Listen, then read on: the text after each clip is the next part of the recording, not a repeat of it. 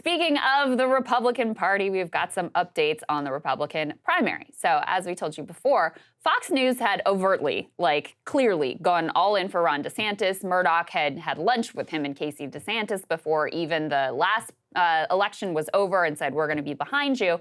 Looks like they may be having a little bit of buyer's remorse. You had Will Cain really pressing DeSantis, saying, what's going on here? Your poll numbers are trash, effectively.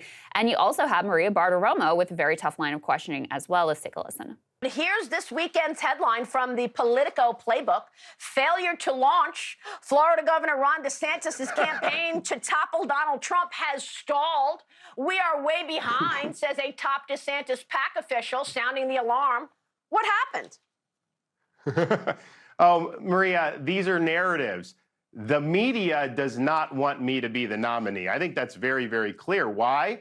Because they know I'll beat Biden. My re-election in Florida, we had the greatest victory that any Republican governor candidate in the history of the state had. And yet a few months before the election, I had media saying that somehow my re-election campaign was stalling, that we weren't doing anything. And so we're doing what it takes to win. It's not a national primary. That's not how these things are going. It's really on the ground in those key states. You got to have the organization. You got to do it. So that's what we focused on. I enjoy, Saagar, how he says the media doesn't want him to win when he's literally on the largest cable news network that very much does want him to win. Not only that, given his media attention, it's just not true, considering if he is polling at the same level as RFK Jr., ask yourself which one gets more actual media attention. He is treated way more seriously than Robert Francis Kennedy Jr., and yet, he can, look, no doubt the media doesn't like him, but they don't like many Republicans. But you think they love Trump? Yeah, exactly. It's like they love Trump either. So I think it's a bit of a ridiculous comparison. One interesting thing that you found is just a real analysis showing pretty holistically that things are not going well for Ron DeSantis. Go ahead and put this up there on the screen, the decline of DeSantis, showing basically a total net drop from 38% in the GOP primary to 23%. And also, whenever you look at his net favorability ratings, he was actually slightly above. Now it's gone negative. The most important, though, is his margin head-to-head versus Trump. 1.3 points in February, now minus 24.1. Arguably, Krystal, that is the most important number that is there, which shows his margin of the head-to-head number drop, showing that he is not viewed credibly as an actual alternative to Trump amongst people who he would have to split away from the former president. Just more, just showing you how strong Trump remains in this primary. I think those favorability numbers are a real problem for him, too. This is a key part of his pitch is I'm Trump without the drama. People like me more. I'll be more electable. When you're getting significantly underwater on your favorability ratings, that also makes it a lot harder to come back. And it really cuts against the core of the argument they were making just before he got into the race, which is, okay, yeah, sure, Trump is up in the polls, but once I get in, people see what I'm all about, then I'm going to be able to rise. They're going to like what they have to see. It's exactly the opposite. Since he's gotten in the race, people have soured on him the more that they have seen him, frankly, and the more that he has come under additional attacks, not only from Trump, but from the other Republicans who are too afraid to go after Trump, but not too afraid to go after DeSantis. And then the other piece of this is, even in the head-to-head matchup, so if you imagine a situation where everybody else drops down and all the money and everybody coalesces around him, sort of like a Biden situation back last time in the Democratic primary, even in that situation, he has fallen off significantly in terms of his head-to-head chances against Trump. Another thing that we talked about while you were away, Saagar, is this weird ad that his war room tweeted out that I'm sure you saw, where it was bragging about the most anti-trans governor, blah, blah, blah. And it's really clear that he has decided, it's almost for him too, we talked about this with the cluster bombs, but for him too, it's kind of an act of desperation.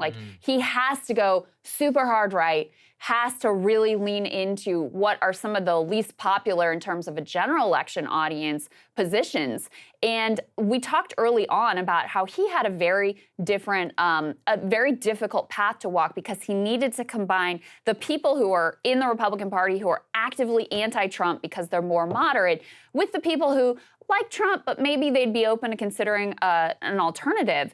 So he has had to really pick this kind of like hard right conservative lane, and I think it makes it difficult for him to be able to put together the coalition he needs, and I think it also undermines that pitch of, I know how to win, I'm the electable guy, and it's clear that Republican voters at least just don't really buy that. So for me, I just think that he is pursuing a Ted Cruz strategy, the true conservative, Yeah. the person who is real. And unfortunately, look, he is number 2, and that's what Ted was. But if you want to be number 1, you have to be able to combine some of that with at least a crossover of what's going on. And the problem for DeSantis is, I think he is actually leaning far too much into policy. I don't even disagree with him that on policy, he's obviously correct on so many of his critiques versus Trump, especially in terms of implementation. But let's all be real. How many people actually vote on policy? Right. I mean, almost nobody, really. I mean, people say they do, but when you look at what they say they like about Trump, they're like, he's a fighter. He stands up for us. He drives people I like crazy. That's actually, or hate crazy. That's probably the number 1 reason. The issue I really believe for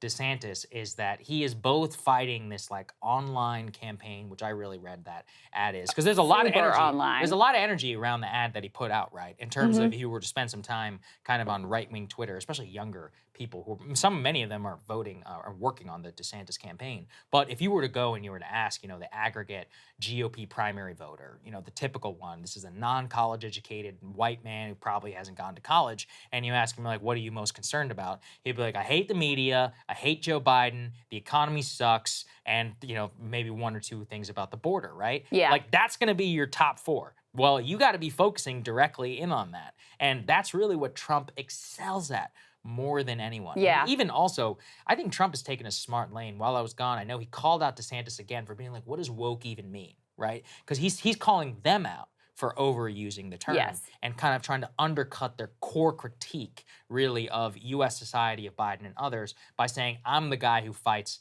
I think, on all fronts. So in general, Trump is running a very savvy campaign right now against DeSantis.